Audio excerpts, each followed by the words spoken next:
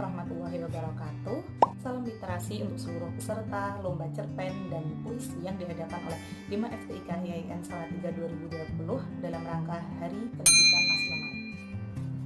Perkenalkan, saya Inayatul Zainah. Di sini saya selaku juri dari lomba cerpen dan puisi. Di sini saya ingin berbagi sedikit tentang kepenulisan. Langsung saja untuk menghemat durasi waktu. Jadi yang pertama yang harus diperhatikan adalah EBI. Itu ejaan bahasa Indonesia. Yang termasuk dalam EBI adalah pertama, pemakaian kata. Kapan sih kita harus menggunakan kapital? Kata apa saja yang diharuskan menggunakan huruf kecil? Kemudian pemakaian tanda baca. Kapan sih petik dua digunakan? Titik dan koma itu harus diletakkan di mana saja sih? Kemudian ada juga pemilihan kata, pemasangan partikel, apakah kata siapapun itu punya dipisah atau digabung, kata biarlah itu lahnya dipisah atau digabung, semua itu tercakup dalam EBI atau ejaan bahasa Indonesia, dan itu harus benar-benar kita perhatikan. Selain itu ada juga diksi, yaitu penggunaan kata, pemilihan bahasa, itu juga harus benar-benar diperhatikan. Bagaimana kita memakai kata yang sekiranya mudah dipahami tapi tetap menarik dan membuat pembaca nyaman atas apa yang kita tulis. Selain diksi, ada juga unsur intrinsik dalam kepenulisan kita. Ada alur, ada latar, ada tokoh, dan lain sebagainya. Kemudian yang harus diperhatikan juga jumlah kata dalam tulisan kita. Banyak hal yang perlu kita perhatikan. Contohnya, saya menemukan dari 100 karya yang masuk di saya, yang sudah saya koreksi, itu ada salah satu cerpen yang nggak perlu saya sebut penulisnya ya, judulnya Hidup Hanya Saat Ramadan. Itu bagus ceritanya, saya suka, tapi di sini kata penulisannya, EBI-nya masih banyak yang kurang. Jadi ada beberapa hal yang harusnya menggunakan huruf kapital, justru menggunakan huruf kecil. Penggunaan titik dua yang tidak pada tempatnya, penggunaan huruf miring yang tidak sesuai, dan masih ada beberapa hal yang membuat tulisan itu sedikit berkurang nilainya. Kemudian ada juga surat untuk Ramadan, itu cerita tentang Anindya dan Adit atau siapalah itu tokohnya. Itu EBI-nya bagus sekali, rapi penggunaan kapitalnya, rapi penggunaan tanda bacanya, tapi sayangnya isinya terlalu berbelit-belit. Jadi pembaca itu berpikir, ini maksud penulisnya apa ya? Jadi inti ceritanya gimana sih? Nah, seperti itu.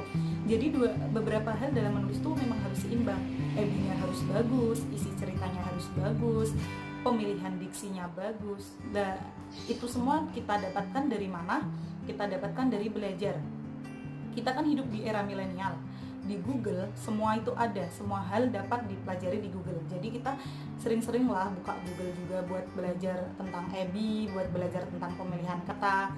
Saya juga ada rekomendasi aplikasi, namanya aplikasi PuEBI, itu bisa digunakan untuk mempelajari EBI. Ada juga aplikasi namanya Thesaurus, itu bisa digunakan untuk pemilihan diksi, pemilihan kata yang bagus. Contohnya misal menulis, kalau menulis itu kan udah terlalu umum ya, kita bisa menggunakan kata lain, seperti apalah, banyak juga contohnya di Thesaurus itu. Membaca itu kita bisa menggunakan kata lain juga, sebagaimana kita menggunakan kata yang belum umum, seperti itu. Kemudian dalam puisi itu kan karya sastra yang seninya benar-benar tinggi. Jadi semakin kita menggunakan kata-kata yang tidak umum, itu semakin tinggi nilai seninya kalau bagi saya. Contohnya, kalau air itu kan sudah umum, semua orang menggunakan kata air untuk sesuatu yang cair itu. Beda kalau kita menggunakan kata tirta, atau angin, kita menggunakan kata bayu. Jadi semakin tinggi nilai seninya itu dilihat dari kata-kata, seberapa banyak penguasaan kata, seberapa banyak perbendaharaan kata yang kita punya, seperti itu. Kemudian apalagi sebenarnya ada banyak yang masih saya ingin saya bahas, tapi karena durasi waktu juga, mungkin bagi yang ingin belajar menulis atau ingin bertanya beberapa hal tentang kepenulisan, bisa menghubungi saya. Untuk kontaknya bisa minta ke panitia. Insya Allah saya jawab pertanyaan dari kalian, apapun yang ingin ditanyakan. Kalau saya bisa menjawab, insya Allah akan saya jawab. tetap semangat menulis, tetap memperhatikan tulisan dengan bagus, tetap belajar dan terus menulis. Sekian dari saya. Oh iya, semua cerita kalian bagus. Tentu ada yang menang dan kalah, karena dalam setiap pertandingan menang kalah adalah kewajiban.